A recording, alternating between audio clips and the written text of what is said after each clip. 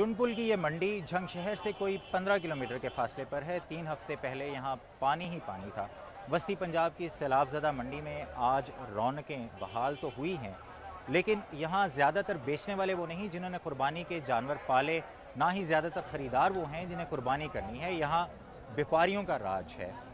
मकामी व्यापारियों से, बड़े शहरों से आने वाले व्यापारी जानवर खरीद कर ट्रक भर भर कर ले जा रहे हैं। इधर आए हैं ले लेने वास्ते, पूरे साल का काम है, ले लेने और बेचने। जानवर तकरीबन 50 हैं और हम लाहौर से जाकर बेचेंगे। महंगाई का किस्सा तो आजकल पाकिस्तान की हर मंडी में है, लेकिन इस मंडी का किस्सा ज़रा अलग इसलिए है कि मवेशी पालने वाले सैलाब के मुतासरीन से मकामी व्यापारियों ने उन्हीं दिनों औने पौने दामों कुर्बानी के जानवर ख़रीद लिए थे जब सैलाब आया हुआ था। सैलाब की वजह से हालिया जो भी कारोबार कर रहे हैं इसके ऊपर हमें जो है फुल कीमत नहीं अदा की जा रही। तकरीबन 30-35 हज़ार वाले का यहाँ से 28-29 लग रहा है, 35-40 वाले की कीमत यही है इधर।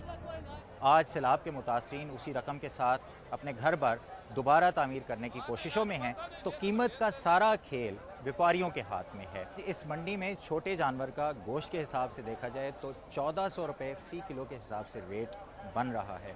अगर पंजाब की छोटी सैलाबज़दा मंडियों में कीमत का ये हाल होगा तो यकीनन इसका असर पाकिस्तान में बड़े शहरों की मंडियों और ख़रीदारों पर भी जाएगा। Zahiruddin Babar, BBC news, Jhang.